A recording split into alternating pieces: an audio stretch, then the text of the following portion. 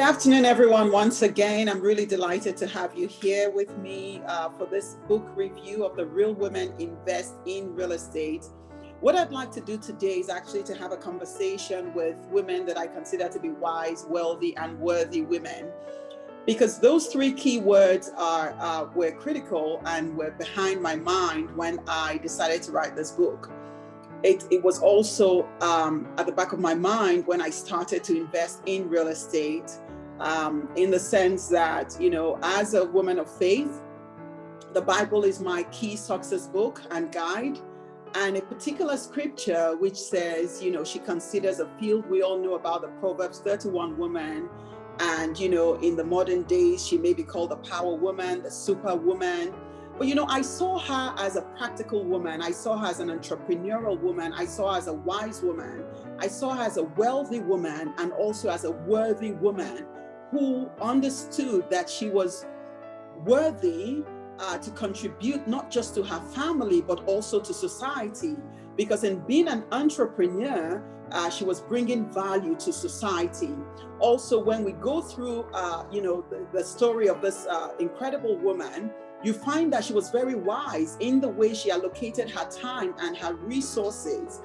You also find that she considered a field and invested in the field, and from the proceeds, she then, created other sources and multiple streams of income. And that tells me that, not only was she a wise woman, she was clearly wealthy because she was able to provide for her household, supporting her spouse, because it was also said that her husband was well known at the city gates. And this woman also considered herself competent and capable to bring that sort of contribution, not just to her family, but also to society. And so as a woman, as a female leader, as an entrepreneur, as a mother, as a wife, and as a worthy woman who recognizes that I've been graced and I have the capacity to not just be a receiver in the context of my home and in society, but also somebody who can contribute actively by creating value, I then embarked on this journey of investing in real estate, especially because I recognize that there is wisdom in realizing that you will not always be in a position to exchange your time for money. And I found that real estate, in addition to business, is one of those very valuable vehicles that you can use to actually create passive income, but in addition, also create a legacy, for your family, for your children, and indeed to have impact on society. What I'd like to do is to just share a few excerpts from the introduction of my book before I bring on board my guests. And the very first quote on the page on the introduction, why real estate rocks, because I do believe that real estate rocks. Real estate has been a lifesaver for me. So the first quote is very instructive. It says, she is not a full woman who does not own a piece of real estate. It's a Hebrew proverb. Actually, it's a proverb, that was written for men. He is not a man, but then I wrote, she is not a full woman. And so I believe that it's important that women recognize this very important asset class and, begin to consider themselves wise, wealthy, and worthy of investing in this very critical asset class. So I became interested in real estate in my early 30s while I was practicing corporate and commercial law. In addition, I had a passion project called Zanzibar Port Gallery. And while, practicing law and having that Zanzibar Port Gallery, because I love art, I love poetry, and anything, quite frankly, that, is creative, I stumbled across this photocopied book, Nothing Down by Robert Allen. He is also the author of Creating Wealth, which is a real estate book. And these became my real estate Bibles also, and became the catalyst for my foray into real estate investing. Indeed, I actually shared those books with so many women. And, some of them will come back to me and say, oh my God, the book is too conk. It's too difficult, to read. But those books, especially the Nothing Down, was very instrumental to my very first real estate investment. I remember the very first investment that I made as a result of practicing the principles that I that I read in that book. And that particular investment was actually in Abuja. It was around the principle of nothing down and how you can use your knowledge and how you can use your interest in real estate through research and actually make an investment without having the cash. And that's exactly what I proceeded to do. And this was, all of maybe 18 to 20 years ago. My maths is not very accurate. And that very first transaction, I generated $140,000.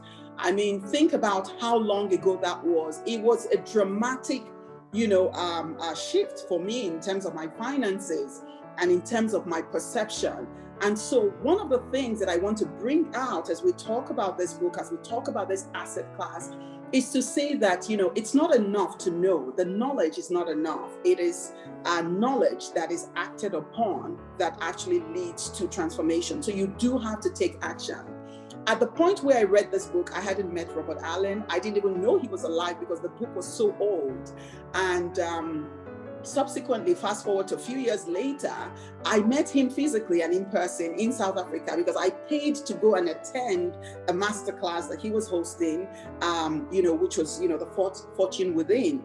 And in attending that class, I remember running to him and saying, "Oh my gosh, Robert, I read your book. That's how I got into real estate investing." And he was so excited, and he pulled me out and said we should take a picture. He took a video of me, and several years later, I'm still in touch with him. I consider him my real estate mentor. He's mentored a lot of real estate investors. He's American and based in America. Gone on from. He's actually the author also of I believe the 1 Minute Millionaire and lots of books on creating wealth. And so for me, real estate investment opened my eyes and gave me wings to fly.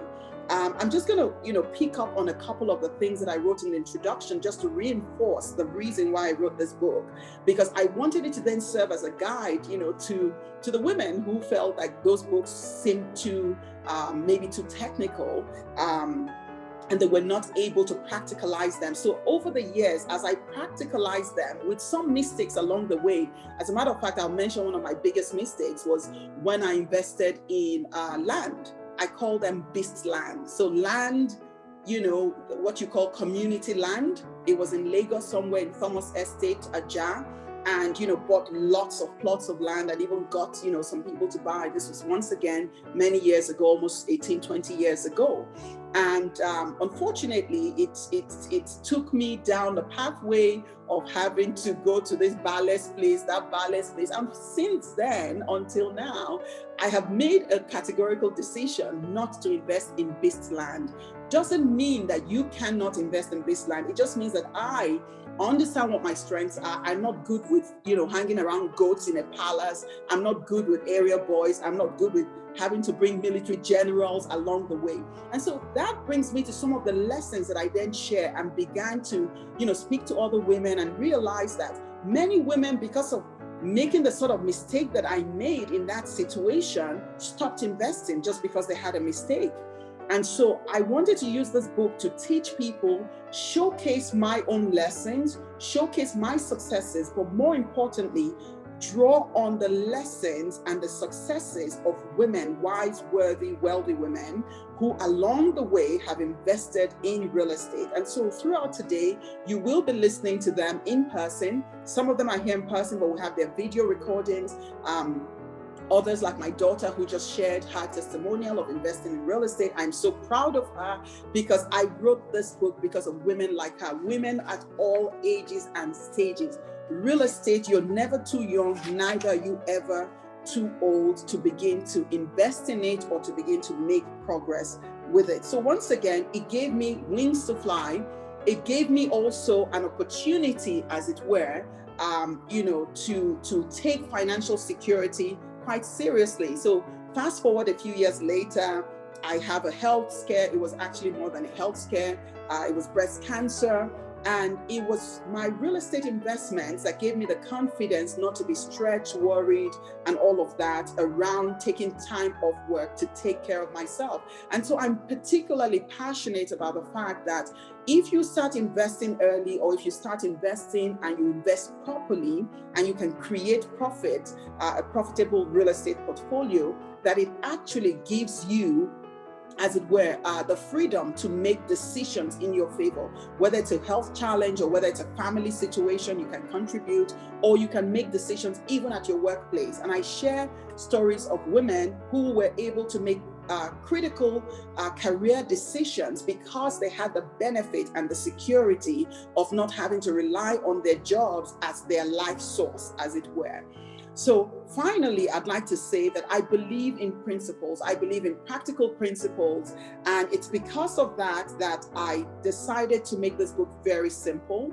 I believe that there are no extraordinary people, only extraordinary principles, which if applied by ordinary people, they can see similar results to the extraordinary investors, that have gone ahead of us.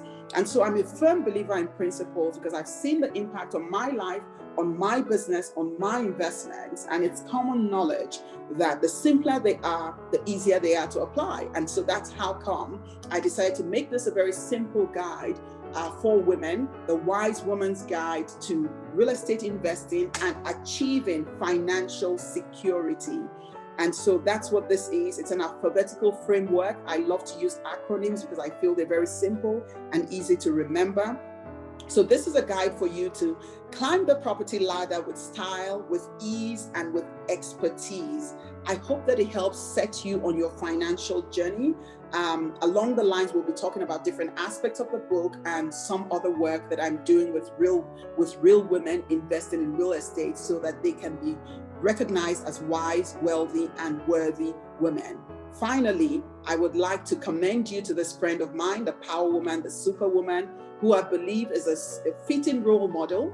She has the ability to multitask and invest wisely. I spoke of her earlier, and she led an incredibly impactful life. For me, the whole idea of creating wealth, the whole idea of real estate as one of the asset classes, to create wealth, is that it gives you an opportunity to create impact. So the work I've done with the iWow network, the work that I do on Ignite Africa and various other platforms, I'm able to do them because I'm devoid of the pressure of feeling that, my time has to be traded only for work and therefore only working for a living. Whereas I can actually be giving life to others through my passions and all of that. So I believe that her real estate investment, this power woman, played a significant role in her ability to do so much more, including investing in her business and contributing to her family and society. This is a Proverbs 31 woman,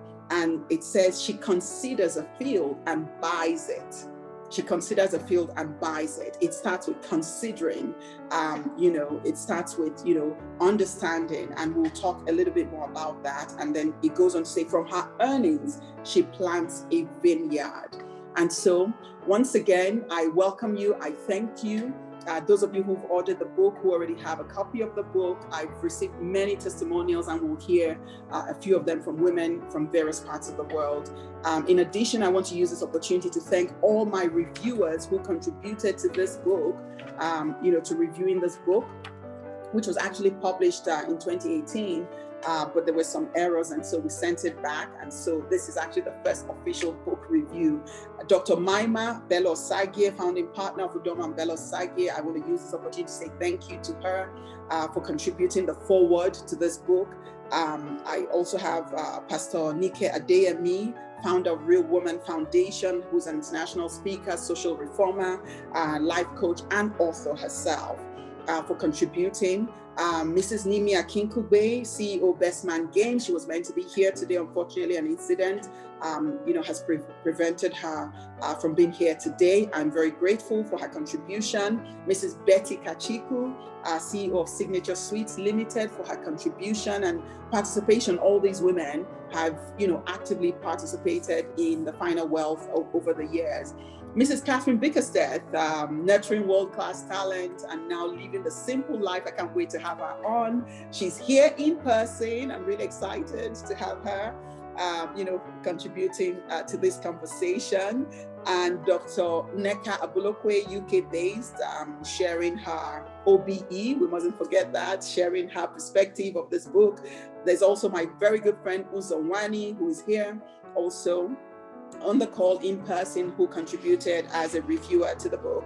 And then finally, the lone man, Boli Balogun, CEO, County Estate Limited, real estate developer and consultant. I'm really grateful to these people who, at the very early stages of this book, found it fit to contribute reviews and raving reviews actually to this book. So once again, welcome everyone. Welcome to my guests, and we're going to go right ahead. Good evening, ladies and gentlemen. Udo, thank you for inviting me to the launch of your book, Real Women Invest in Real Estate. I'd like to start by reading my review of the book. So it goes, in line with her passion to empower, generous Mrs. Okonjo shares priceless nuggets which light the way to sound real estate investments for everyone, from beginners like Chidi Ashley was, to members of the boardroom. Aside from clearly identifying steps which need to be taken prior to, during, and after the process of investing, Mrs. Okonjo highlights intangible, holistic considerations that every investor should think seriously about. I commend Mrs. Okonjo for collating an invaluable wealth of knowledge about real estate in such a succinct and engaging manner. She completely covers the A to Z of real estate in her book and has left nothing out. Each letter needs to be chewed and digested.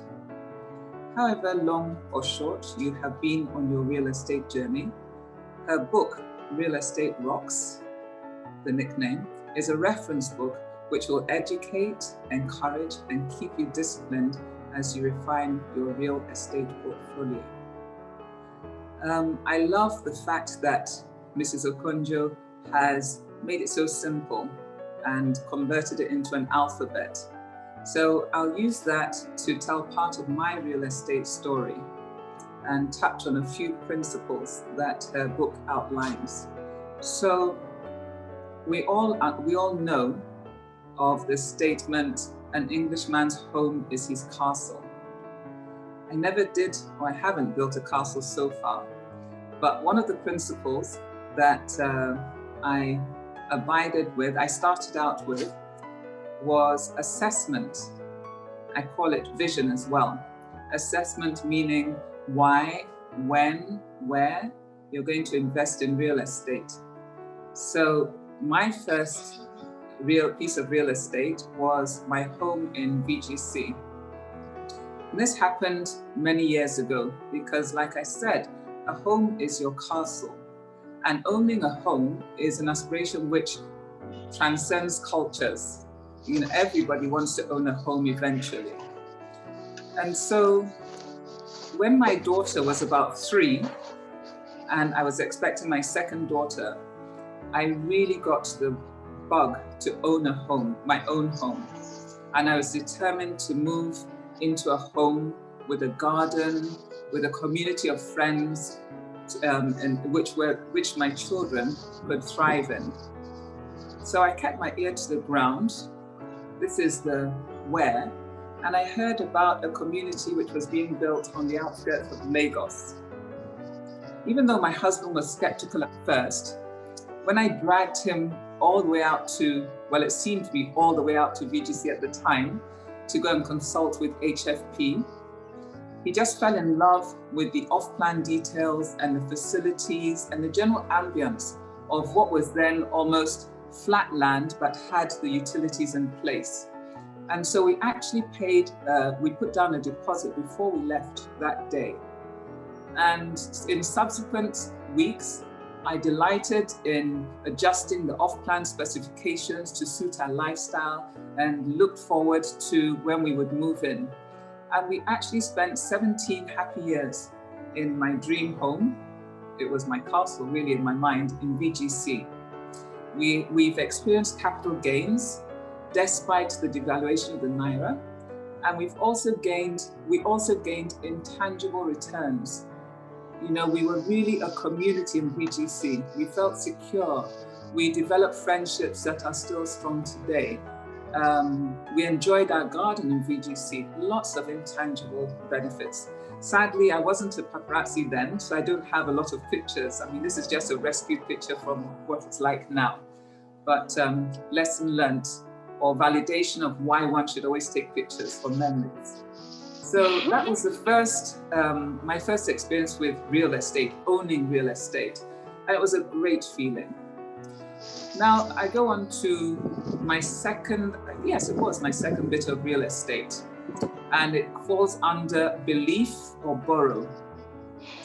Now, I decided at one time in my life, I decided that the children needed to school abroad and I didn't want to leave them alone.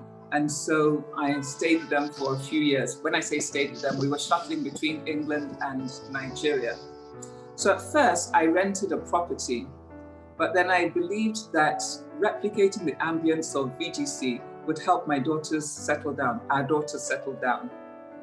At the time, I didn't have enough spare money to invest in real estate. And what I mean by spare money is, Udo touches on it in her book, where she says, if you don't have X amount of money for your regular expenses, you can't take that money, take money and invest in real estate, tie it down in real estate.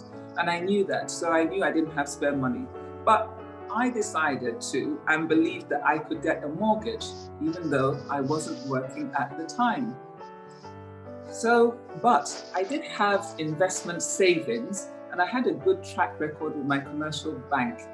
I had been a disciplined saver over the years. There was evidence in my investment account and I ran my commercial account responsibly. So the savings and the discipline spoke volumes when it came to sitting in front of my banker. It showed I had the discipline and my mortgage was approved. At the time, I didn't think it was a big deal, but looking back, I think it was a big deal. And initially, I negotiated a fixed interest rate as I reckoned that rates would rise over the medium term, which they did.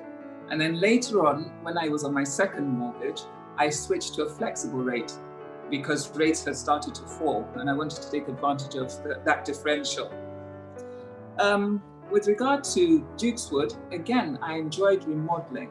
And I make this point because VGC was off plan, so it was easy to tell them what to do. But Dukeswood was not off plan, but still, I wanted to replicate the ambience and the lifestyle. I wanted to adapt it to the lifestyle that we were used to. So I do recommend that when you are buying real estate, if it isn't exactly what you want, be adventurous and remodel because it does have its benefits. I move on to C, capital appreciation and Vancouver. Oof. I fell in love with Vancouver the first time I visited my dear friend Rolly there. And I remember thinking that Vancouver was surrounded by the trees and the mountains, just like the mountains surrounded Jerusalem. It was a really spiritual bonding moment for me. But during that visit, my friend shared some knowledge. She said that Vancouver had bid to host the 2010 Winter Olympics. And we predicted that accommodation would be in high demand, both before, during, and after the 2010 Winter Olympics. So they would become a good investment. Again, I was very surprised because I was educated about the fact that debt was good. And what do I mean by that? When I went to the bank, I said, well, again, I didn't have spare money, but my Dukeswood mortgage and the repayments, the record there, stood in good stead. So rather than my savings being what persuaded the bank to give me a mortgage, it was the mortgage I had in England that persuaded them to give me my first mortgage in Vancouver. Talk about, look into the pots that you have and you'll be surprised at what you can get out of it. But related to Vancouver, I just want to make the point that timing is very important. We got in very early, so we had a long lead time for capital appreciation. Timing was important when we exited, because remember I said that we were looking to the appreciation before, during, and after.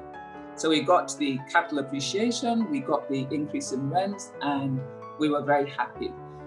Critical to our success though was excellent management. We had a wonderful company that managed the properties that we invested in.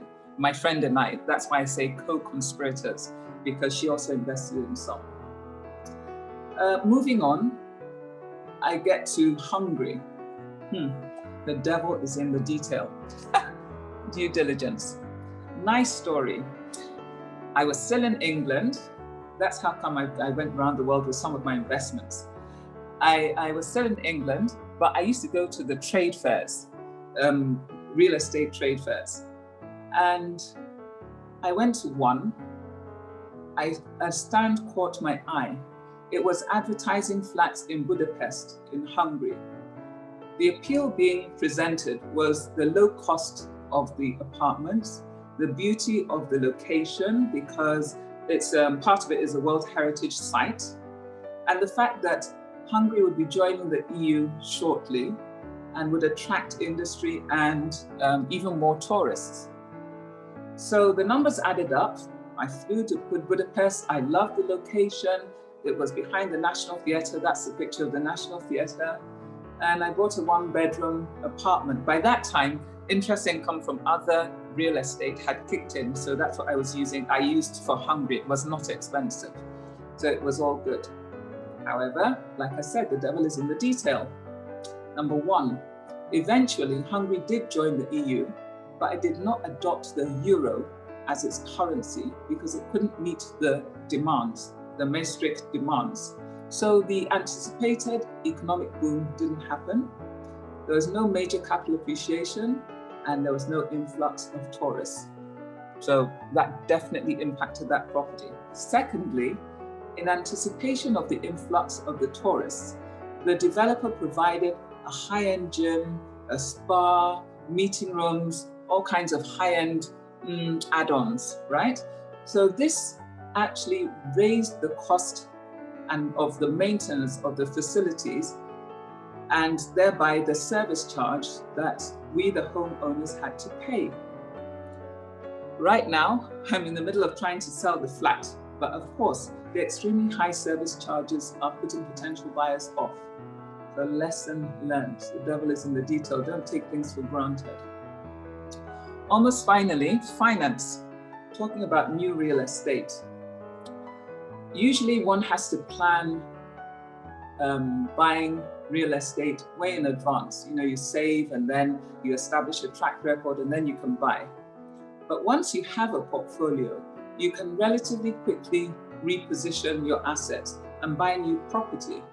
So currently, that's what I'm in the middle of doing. I am repositioning myself in terms of the real estate that I own, and I'm looking forward to buying a new property.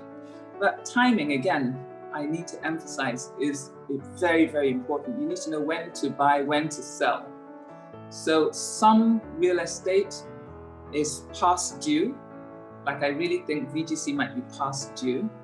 Some real estate is past due because Hungary, maybe I shouldn't have held on for so long. You need to think about the timing of when you're rejigging your real estate.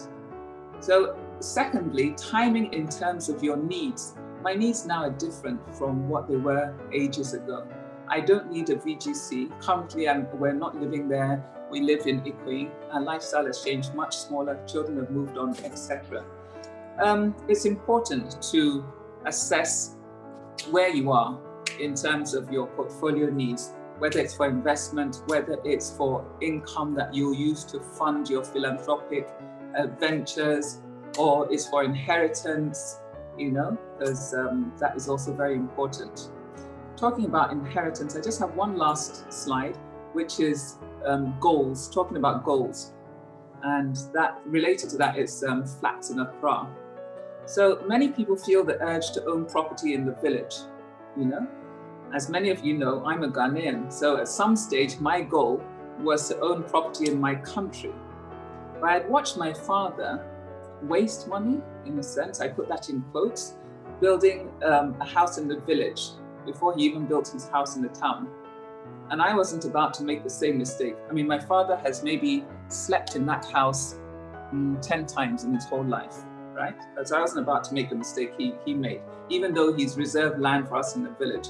My goal was to profitably invest in my country, right? So my husband and I invested in flats in Accra, and they did very well for us. The last one we sold at the end of last year. But as you're exiting, somebody's coming in, and back to why are you investing? The buyer that bought our last flat planned to use it for short let, and COVID hit. But even before COVID hit, the flat stayed empty for 4 months. So buyer beware. So points to focus on, or in my small short presentation, is I would say read the small print and go through alternative scenarios in terms of outcomes for your real estate development, real estate portfolio. Engage excellent management. It has made a huge difference. I've invested in different countries because I love to travel, and when I travel, I talk and gain knowledge and decide, okay, it works. And thank goodness mortgages are accessible. So, I've had a scattered portfolio, but I've had excellent management. So I've never lost any sleep over management of properties. And then finally, review timelines of your ownership. You don't have to, the fact that you bought property doesn't mean you have to own it for the whole of your life. What would I do differently? I think I dare to buy more real estate in certain locations. Secondly, I would make sure I completed all my title documents because I'm missing one or two. Big lesson learned. So, Udo, I just want to say thank you for inviting me. Thank you for your book, because you have captured all I would have liked to say about real estate and made it very simple to tell part of my story. Thank you all very much. We can hear you. Please go ahead. Okay, good. This book I read at a very opportune time.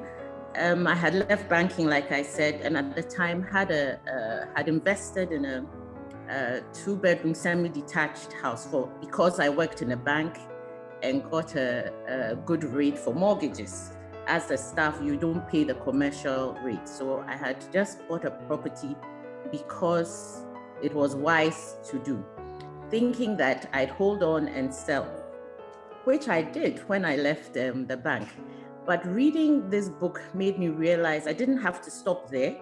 I could go on and climb up many more rungs. So I have my copy here and a page where Udo had written on page 48. That's why this book has been placed in your hands, to give you knowledge, information, and insight so that you can gain confidence and take advantage of the opportunities that real estate present in an emerging economy. I actually even put a note there of the date. This was April 2nd, 2019. It was my aha moment. I was like, it's true. Reading from all the examples Mrs. Okonjo had given about friends and family who went on to secure their financial security, I thought, Eugenia, you don't need to stop here. You can. This gave me confidence and clarity to go on. Luckily for me, I work with an architectural firm. I run an architectural firm, and I got them to do a JV. I'm happen to buy some land in a luxury estate. And today, what am I doing? I'm developing 2 properties off plan for 2 families out of just listening, as it were, or reading or taking action on what I read. So for me, especially even in this year of COVID, the capital, the financial security following these principles gave me has been amazing.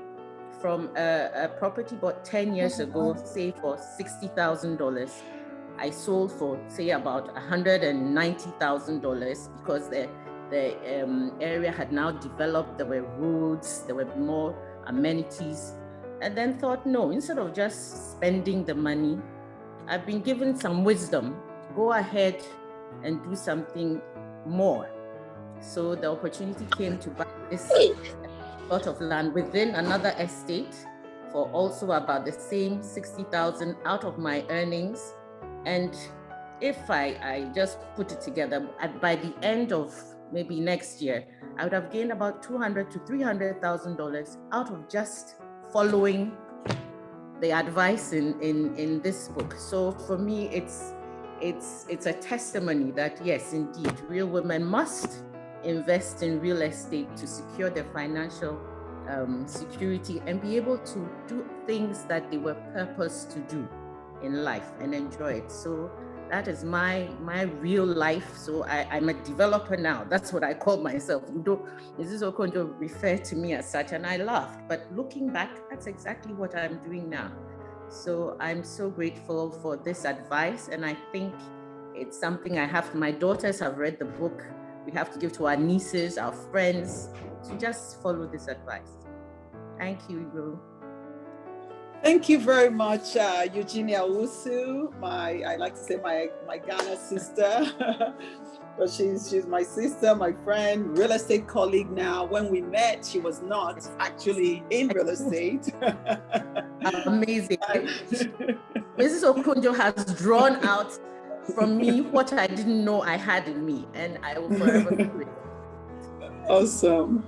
Thank you so much, Eugenia, for that real life. I love the fact that we are getting real life stories from wise women, wealthy women, worthy women, because, and I keep using that word worthy because there's a sense in which, a lack of confidence is a sign of feeling less than worthy, as though you don't have the capacity, the competence, or, the reason actually to actually invest, and make decisions in favor of your highest vision.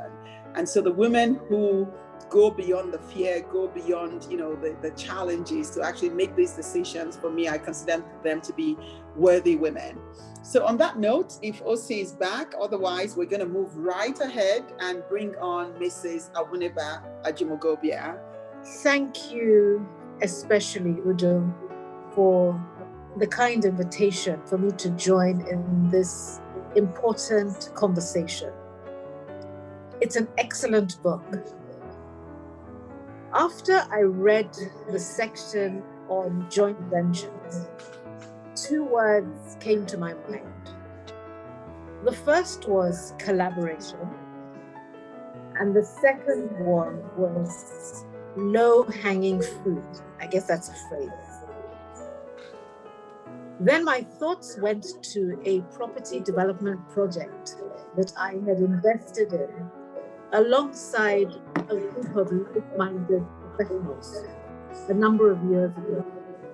It was at a time when I was very busy and I would not have had the time that was required for supervision.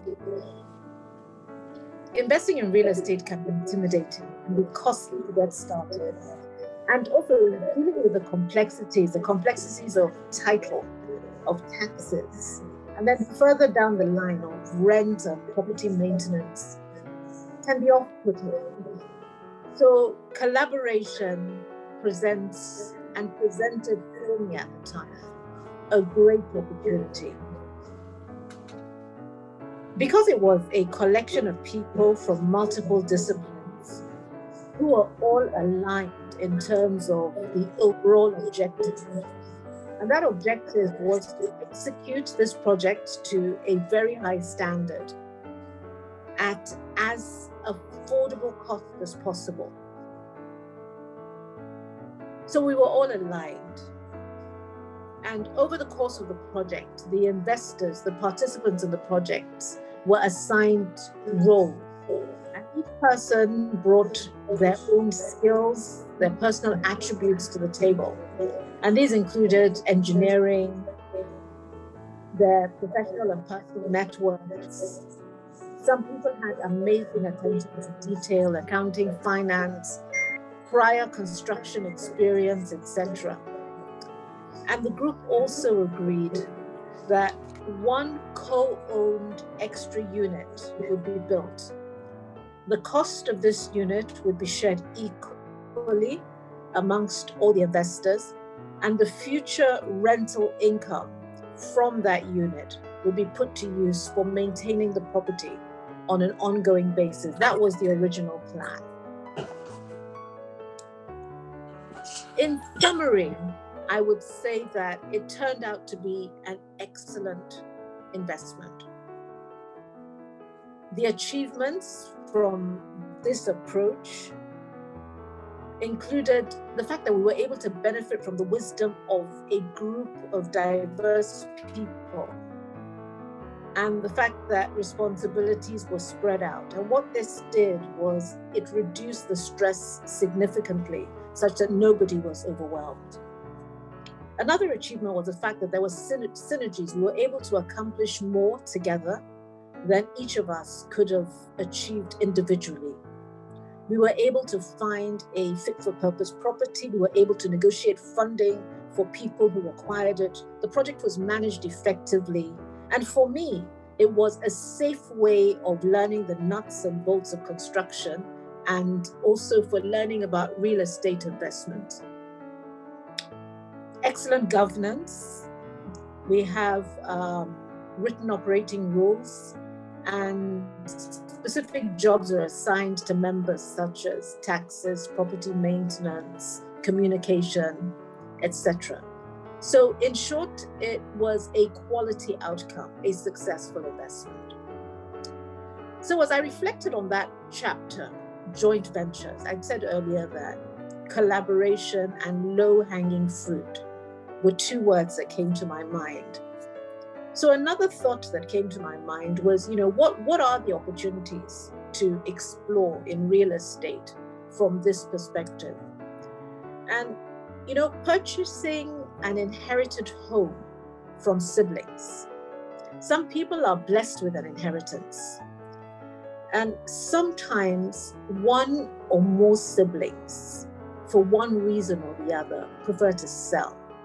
And this could be potentially a great opportunity.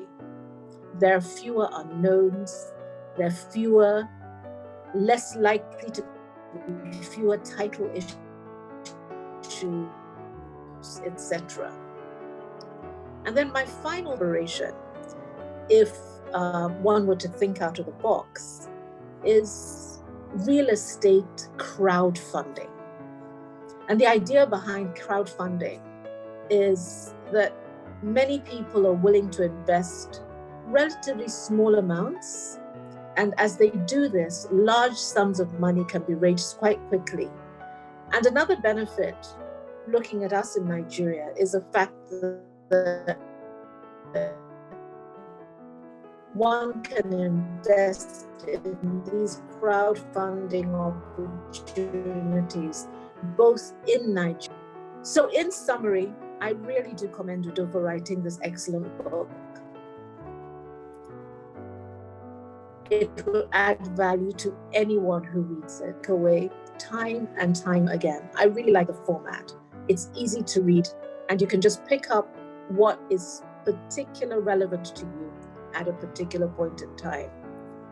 It's an excellent Christmas gift for younger and older women and men alike. So once again, congratulations, Udo, and thank you for hosting this very important conversation. Thank you, Udo, and good evening to everybody. Thanks, Udo, for this opportunity, and very many congratulations, on the book you have written. It's a gift. It truly is a gift you've provided.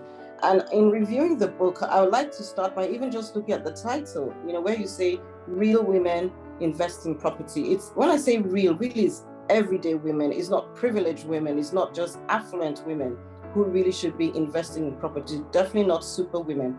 And what you've done in your typical manner is using an acronym, you go from A to Z of real estate, such that it's easy to remember. Real estate and property is the single largest asset class anybody would buy anywhere in the world. It is the same. And it is intimidating. It can be intimidating. Now, what Udo has done in her book is break it down so that it is easy to understand, easy to remember. So you think A for apple, B for ball. No, A is appreciation, B is belief. So it's as simple as that, but it's such a profound thing and a very huge investment people are making in property.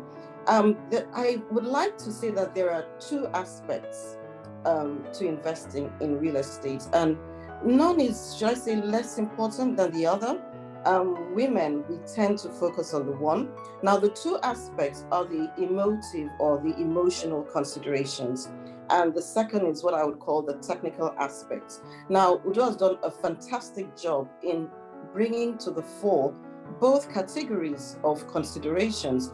So as relates to the emotive side, it's all about you. What are your specific objectives? Why are you looking to buy this property? Is it to get annuity income? Is it for security? It would really be nice to see the outcome of the polls after we're done. And then the technical aspects, the things like legal, the mortgage finance, the cash flows. Cash is king. She's brought all of that, in a very simple material to read. And I think anybody who is considering, and I think everybody should buy a copy of this book. There are two things that I am very happy you've mentioned in the book, Udo. One of them is the chapter you dedicated on joint ventures.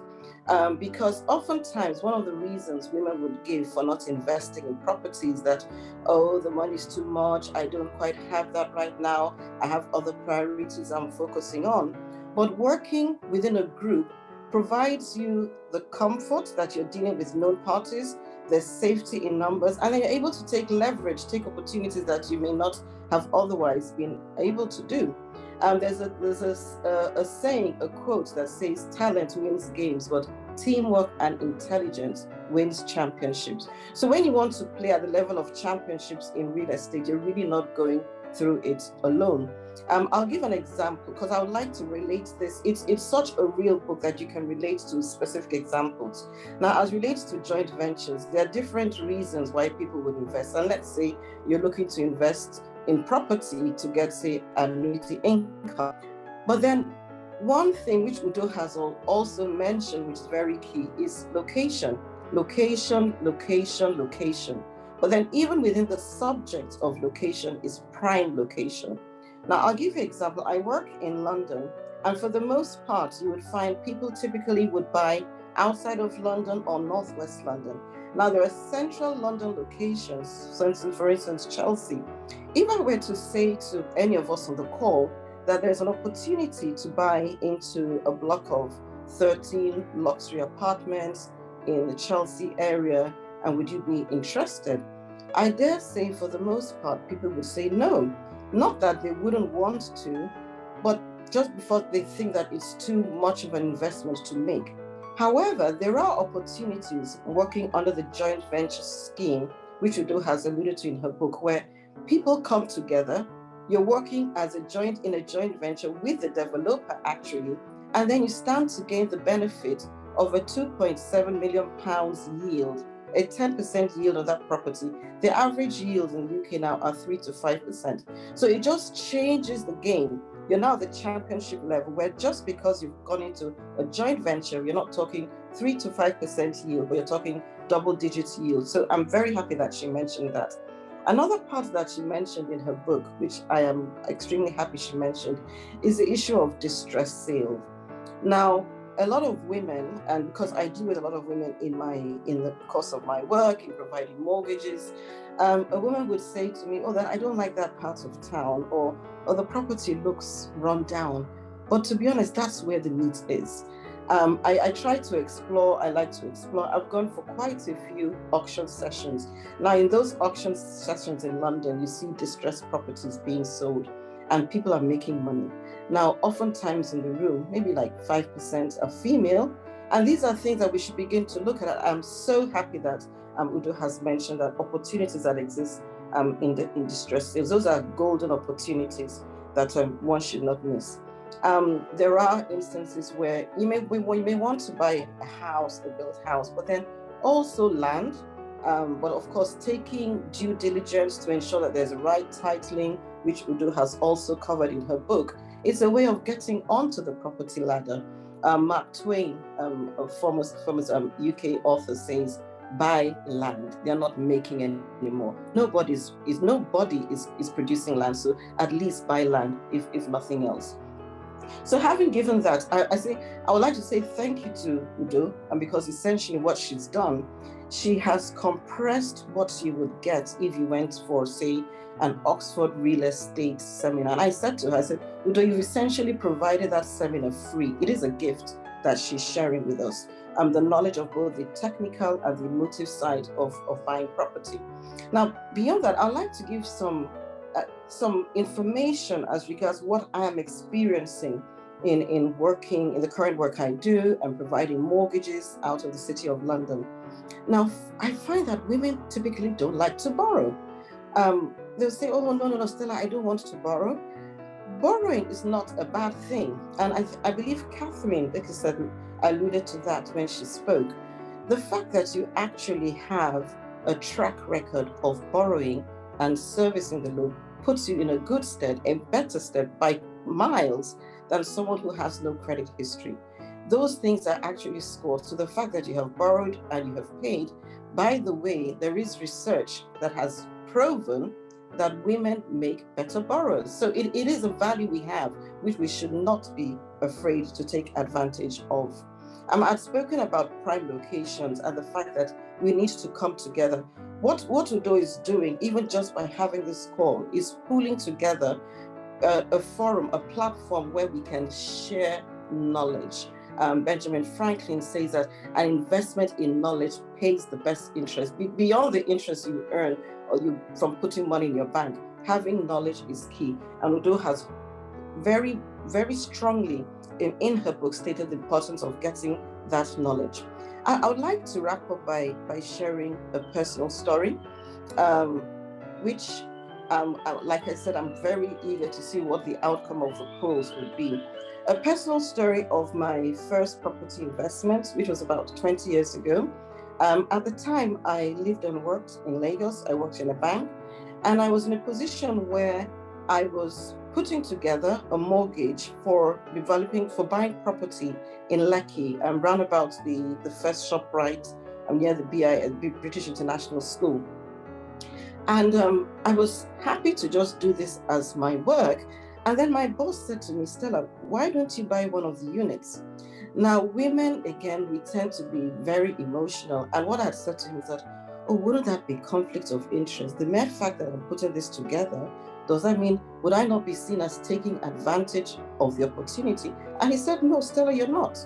So I would like to use my personal story to reiterate the fact that it is important who we have within our network and what kind of messaging and sharing of knowledge we gain from those people. Now, the fact that this development was with a group of investors, it actually provided me the comfort that I was not going into this investment alone. Was it easy? No, it was not easy. I remember at the time, somebody coming to sell, like maybe it was gold or something at work. I said, no, sorry, I can't buy, I'm buying a property. And she said, she made a comment about the money you used to buy property is not what you used to buy gold. I'm like, whatever, I'm not buying it. So you find that there is the need for financial discipline, which yet again, Udo has mentioned in her book. Fast forward 5 years, I believe it was, post the investment about 20 years ago. The property appreciated. It appreciated quite substantially in value, 300%. Now, at the point when I invested in the property, was just, okay, have residual income, let the rent pay the mortgage, and then hopefully later at some point you may want to sell it or probably move into that property if I wanted to live in a bigger property. But sometimes life just throws curveballs at you and you just have to deal with them. Now, it so happened that the fact that I had invested in that property gave me the opportunity to sell when it had appreciated by 300% and take care of health challenges, hospitals and all of that over a very long period of 7 years. Now, sometimes I think back and say, what would my life have been a completely different story if I hadn't taken that step to invest in the property? So my last word, my parting words would be, take the opportunities. Opportunities come and go. As we speak in the UK, for instance, there is a clear opportunity by the fact that because we've had the COVID situation and the government is trying to prop up different sectors, including the real estate. They have actually provided a waiver on stamp duties, which in some cases could go up to 12%. But what has happened is that is waived. If you're buying a property up to $500,000, you don't have to pay the stamp duty at all. And beyond that, you know what? Everybody faces year-end targets. For people who work, in corporations, banks, you can very much relate with this. You're looking at your books and thinking, what number am I going to close the year with? It's the same thing in the mind of the developers. The developers want to know that they sold X amount. And so now is the time to buy, because you can very readily make an offer now and negotiate. Udo also mentioned negotiating in her book. You can negotiate on pricing. And, I think it was Uzo who mentioned about bags, Birkin bags and the like. I had in the past also bought jewelry. I'm not saying jewelry, we all like to look good. But there are instances when I said, okay, at the point when they're selling the jewelry to you, they say, Stella, you'll appreciate. When I now go to ask the value of the jewelry, of the gold, they say, well, actually it's based on the weight, we don't take value of coral. So I would say property is the single best asset. Investing in properties is the single best asset investment class that you could take on board. Don't hesitate. There are different levels of investment, not just land. Just this morning, I was speaking with a cousin of mine who lives in Nigeria looking to buy property. And an agent has found him a property in the Midlands, in the northern part of the UK, for £30,000. I found him something else. I said, you know what? Hull is a university town. You can buy a 2-bedroom terraced house, we've identified this morning, for £37,000. And I said, I kid you not, they'll give it to you at 35 because everybody wants to close the year. So my final words, I think I've had several final words, is don't hesitate, take advantage now. When those opportunities come and go, and I would like to say thank you, Udo, for this gift of this book. I am actually decided that I'm going to be giving my nephew, he's a boy, but I'm giving him this book as a Christmas present. Thank you, and God bless you, Udo. Thank you very much, Stella Okuzu, for that excellent presentation. Lots of lessons learned. What can I say? A great place for us to begin to wrap up. You've shared with us from your professional perspective, from your personal perspective. I think that's just absolutely amazing. At this point, I would like to take comments, questions from our guests, and then we'll begin to wrap up, as I would like to share, just some thoughts for those who may be asking what next. Stella alluded to the Final Wealth Club, which is actually a collaborative investment club, but it's a community for women to actually gain confidence and create wealth jointly. I like to say that there's a sense in which women tend to accompany with one another and do the whole social networking. But I want to see a 2021 where women become more proactive about co-creating wealth. And certainly she talked about the championship level, and that championship level, you cannot go alone. You do so much better. I was sharing with her earlier on, some of the joint venture projects that I'm personally involved in and also our company. But from a personal point of view, all those activities are actually with men. And I jokingly said that I wrote this book because I want to be able to, travel with more women at a certain level. Mrs. Bola Deshola, one of my favorite people, and a co-conspirator on this journey of the final wealth and women and real estate, is right here. I'm really excited. She was meant to be here, actively part of this, but we'll give her a pass. I'm so glad that you're here. So you are on the spotlight. Great time for you to share your thoughts, comments, contributions. Right. I was just going to say congratulations. I think this book was long coming, and I was very excited when you sent a note saying it was going to be launched today. I haven't actually read it, but I think with my interactions and engagement with you over the years, I can imagine what the contents were, and I think Stella and the other speakers, I came in a little bit late, have captured it very, very, very well. I'm actually even more particular, looking forward to the final investment club.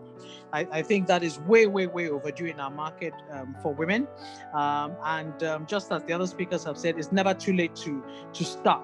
So I hope that in 2021 that will kick off, and bring more and more women into the fold of property ownership, and even those who are already on the property ladder, that they can move up together and faster. So well done again, congratulations, Udo, and God will bless you for being such a blessing to many people, particularly the female community as well, encouraging them to invest and to be financially independent and own assets. Well done. Thank you very much. Thank you, Mrs. Adeshola. Thanks so much for that contribution. And definitely, the Final Wealth Investment Club is here, January 15th of 2021. We are collaborating to create wealth, and I'm really delighted that you are a big part of that journey. So ladies, please look out for more details on that. So once again, I'm just going to check who else wants to contribute. So let me say first and foremost, congratulations. Actually, so I got the book last year and I read it, and my first thought was, where has this book been all my life? And very simple, but filled with great nuggets, very practical. And I say that because, maybe you want to mute? Okay, thank you. Sorry, there's an echo. I say that because, I'm one of those women who I've never been into, and this is not to knock anybody, but I've always said that I've never been into gold, because to me, anything that has a gold color is gold. I don't know how to tell the difference. And so I was that woman who focused on investing in the stock market. And when that crashed, till today, I've not been that bold to go back. So I focused on investing in property. And the core of the wealth journey, my wealth journey, has been about real estate. However, I think I kind of just went into, buy those cheap lands, keep them, they will appreciate over time and all that. And the narrative changed when I then began to build. But when I read Udo's book, I really just felt that if I had had that kind of information at my disposal years before, I would have had a different journey, right? I felt that I had wasted money in so many things. I hadn't created the kind of value I had potential to create. And so one of the things that I preach personally now is that if the value of your wardrobe, sorry ladies, but we're women, so I can say this. If the value of your wardrobe is equivalent to the value of your real estate investment, you're not yet wealthy. So just to say congratulations to Udo, and to encourage all of us, it's never too late to start. The challenge with us women is that by the grace of God, we outlive the men, and if we're not careful, we are not able to maintain the same standard of living, because we don't create those buffers for ourselves. So real estate for me is that platform to ensure wealth into my winter years. And the book is now also encouraging me to look beyond Nigeria. I've always kind of, kept my mind into Nigeria, but by reading the book, I started to look at what are the possibilities outside of the country. I haven't made any investment yet, but my antennas are very much up. And I'm looking forward to the launch in January. Udo and I spoke about this sometime last year or year before. She mentioned it, and I've been waiting to get that club off the ground. So congratulations once again to Udo, and indeed to all of us, because I don't think that after today we're going to stay on the same level as astute investors in real estate. Thank you, everyone. Congrats, Udo. Thank you very much, Audrey, Joe Ezigbo. Thanks for that contribution. Yes, we will have the second poll as we begin to wrap up. Please remember, if you have any questions for any of our guest speakers, Mrs. Catherine Bickerstead, who kicked this off with a very powerful presentation and very personal. I really enjoyed listening to her story, talking about the timing, and all her success tips and principles, and also just reinforcing most of the principles in the book. I particularly enjoy the fact that she merged her personal interest in traveling with her real estate portfolio. And that's one of the things that, I try to get people to understand in the book, that, for us, especially as women are not wired to go after wealth in a way as almost like, do or die, as it were. So you can actually combine it with your personal interest passions and values. In fact, my real estate mentor that I mentioned earlier on when we started this session, and also that I spoke about very actively in the book, Robert Allen, actually when I met him in South Africa, subsequently many years after having read his book and began to apply the principles, did say to me, why don't you merge, your interest in real estate with entrepreneurship and your faith? And that's exactly what I'm doing, which is why I also have series on real estate is spiritual, because it's been a very major part of my real estate investment success. And it's something that, I also like to share with especially women of faith and men of faith, our clients. Indeed, just this week, I was speaking with a client who I was actively encouraging and just showing the place of faith in real estate using a case study of a lot of my past clients that I've helped with their private portfolio. It's very difficult to do real estate outside of faith, because the faith helps you to actually supersize what you could potentially accomplish. And so that's also something that you guys can begin to look out to, because my next real estate book, one of them will be, Real Estate is Spiritual, where I'll be sharing some of those principles.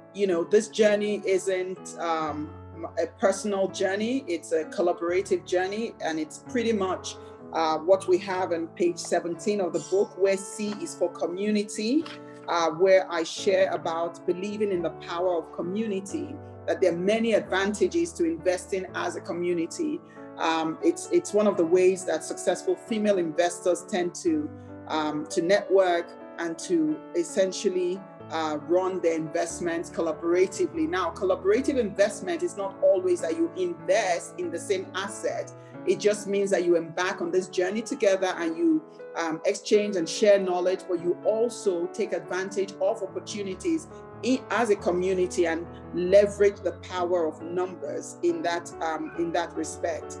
And so, being part of an investment club such as the Final Wealth Investment Club will give you that opportunity to, as it were, leverage the knowledge, one, in this case, of Fine and Country, two, of the finer women, the wealthy, wise, and worthy women that we have access to as this club and community. And of course, your own experiences also. But more importantly, the focus is on co-creating wealth. So you can do your individual investments and leverage the discounts that come from being part of a collaborative investment club, as it were. But in addition, we can do much bigger things. So, on January 15th, when we have the first session, we will actually be going into actual deals and transactions. Way before that time, certain members, some of the women who already have access to this, will be receiving the information as we begin to plan for 2021, for taking our real estate investments to new heights. So really, it's about collaborating for new heights. Details of this will be shared. A questionnaire will be shared. It will be really by invitation for the first set of women, because we will be setting, the ground rules, as it were, and doing the first set of investments so that other people can see and decide, whether or not they want to be part of it. In addition, we're also going to be encouraging other women, to start their own clubs or to join other clubs that may exist. Because as Mrs. Ajimogobia said earlier, when she shared, her experience tapping into that principle in J for joint ventures, there is power, in participating in a company of investors who share similar values. And so for the Final Wealth Investment Club, we also want to obviously go on this journey with women that share similar values. And so we'll be sharing those details for those of you who are interested. So we will also be creating resources that people can use in their own private groups and clubs. And of course, for those who belong to the Final Wealth, they will have access to all these resources. In addition, you will have the benefit of your portfolio review by myself as the chief advisor on the Final Wealth Club, along with, the other resources that we'll be tapping into. So that's the information as far as the Final Wealth Club is concerned. And wrapping this up, I just want to highlight a couple of things that have been said. Clarity, as far as vision, Mrs. Bickerstead shared about, real estate rocks, and, really just hanging on the principles that this book opens up with, which is really A, for assessment, before we go on to A, for appreciation. So women, it's very important that you have a portfolio plan, a real estate portfolio plan. It's important that you have a vision board. We'll be helping you do that, in the coming year. Over the next few weeks, look out for details on that. Not just a general vision board, but a financial and a real estate vision board. What usually stops women is the mindset, multiple obligations, and the cultural norms. So what can we do as women? We can connect, we can learn, we can collaborate, and together we can co-create wealth, using the excerpts and the principles from this book. Thank you so much to all my reviewers, to all the contributors. I want women to understand that we have a unique opportunity to actually contribute to the economy through real estate investing. So part of what the Final Wealth Club will be doing is actually, social impact investment, in the sense that, if you look at the population of Nigeria and developmental issues, apart from investing in what we refer to as blue chip assets, in locations like Ikoyi or London or various locations, even Ghana, because we'll be diversifying, we're also going to be looking to tackle, some of the demand, some of the opportunities in the real estate sector. We want to do big things, basically. So let me wrap it up there by saying, once again, the key benefits of real estate investment, they bear repeating as we go up the ladder. The benefits include hedging against inflation, your retirement plan and savings, capital appreciation, cash flow, and all of those things. And women should not just sit at the land level, but we need to see that there are multiple opportunities and go up the ladder from residential to retail to offices, hospitality, industrial. And finally, we should think about impact, long-term contribution to building the future while creating wealth. Stella referred to, obviously, that women are better borrowers. Women are also generally wiser investors, even though we can be a bit tentative. If we can balance out, the things that stop us, we actually make amazing investors and can actually do a lot. So now is always the best time to invest. There's a quote that I say, which is that, the best time to invest was 10 years ago. The next best time is now. So whether you're looking at your personal investment, or you're looking at a collaborative one, or you are looking at, just beginning to consider the field, now is the best time to take that action. Thank you once again to every single person who has spent time and stayed through this. Mrs. Catherine Bickerstead, thank you. Thank you, Stella Okuzu. Thank you, Eugenia Owusu. Thank you, Mrs. Bola Deshola. Thank you, Mrs. Awoniba Ajumogobia. Thank you, Muzawani. To Chidi Ashley, those of you who were here early, Chidi Ashley is my daughter. She's a Bali-based travel entrepreneur, and she shared her own real estate investment story. We will share those videos on social media, so you have access to them. Pat Odoko, a young 30-year-old woman who invested in Abuja as a result of reading this book. Caroline Pupola, many women just really sharing powerful real life stories. They've been sending their voice notes, and we're going to be converting them. So you will please follow Final Wealth on Instagram for all this content and videos and resources to just help you on your real estate journey. Let us go beyond social. Let us go to creating economic impact and co-creating wealth. Thank you once again. God bless you. Thank you, OC. Thank you to the team at Fine & Country, West Africa, without whom this book would not have been possible. Have an amazing weekend, everyone, and you have a lot of food for thought. The book, some people have been asking, where can we get the book? You can absolutely get this book through, digital. You can get it on Amazon, so you have it on Kindle. If you want physical copies, which I want to encourage you, we have literally only 200 left at the moment, certainly in Lagos.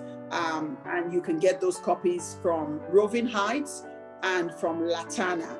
And if you're buying bulk, if you want to buy, say, 10 copies, 20 copies for either your club or your friends, or as gifts, then you can contact OC directly on 0809-600-0049. If you want to put that number in there. Once again, thank you. And if my contributors would oblige me for me to bring them on the spotlight so everyone can give them a round of applause and thank them very much. Please remove the presentation and let's just see all our speakers and contributors. Thank you. I hope this was amazing. On a scale of 1 to 10, I hope you learned on a 10 level at the very minimum. 11, actually. Thank you. Congratulations, Udo. Thank you. Thank you. Thank you so much. Thank you. Well done, Udo. Yes. Outstanding afternoon. Thank you. Thank you all. Our time is fast spent for 15 minutes past our time. And so in the absence of Eugenia, you don't have your camera on. In the absence of any further comments, we'll take the conversation online. We'll take the conversation online. Congratulations, this was amazing. I want to take a group picture before you leave, please. This is Adeshala Uzawani. Okay, Shubu is here. Shubu, are you going to put on your camera now? Are you here? Let's do a quick group picture. I hope I haven't left anyone out. There's Uzo.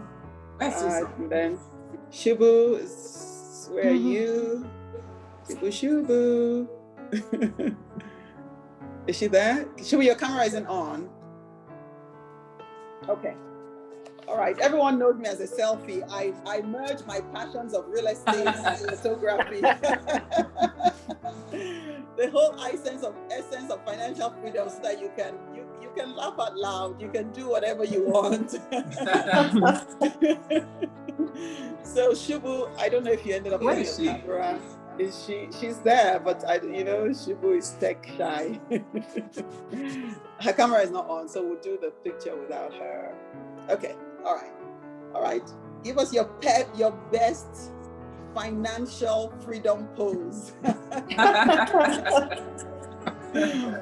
And then for everyone, here's your while I have these amazing, wise, worthy women here, essentially imagine that they're holding you accountable. Remember I said real estate is spiritual, and I'm now leaving you all with this vision question.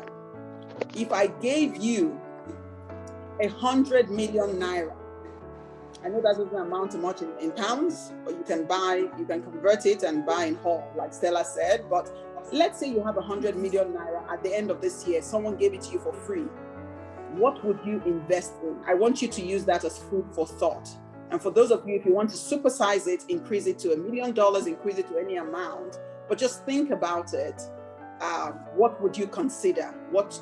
It's not just real estate. Remember that when we talk about investing and setting goals, it's got to be the smartest framework, using the framework for my No Nonsense Goals book, smartest, okay? So not just smart, but smartest. If you don't know what that is, then you need to get that workbook. So take that money and consider what you're going to invest it into.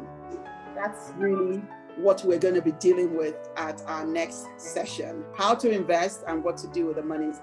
Thank you very much. As I take this video, can you guys give us your $1 million smiles? You've just made the $1 million investment into our $10 million real estate fund. Mr. Deshala is not, okay, now I can. So we've just made a lot of money. We each brought $1 million. And, we leveraged it and we built this tower, multiple, a combination of offices, 1 and 2, 3 bed apartments. We've housed young professionals. We've helped them get good quality, well-priced mortgage facilities. Young families have been able to get onto the property ladder.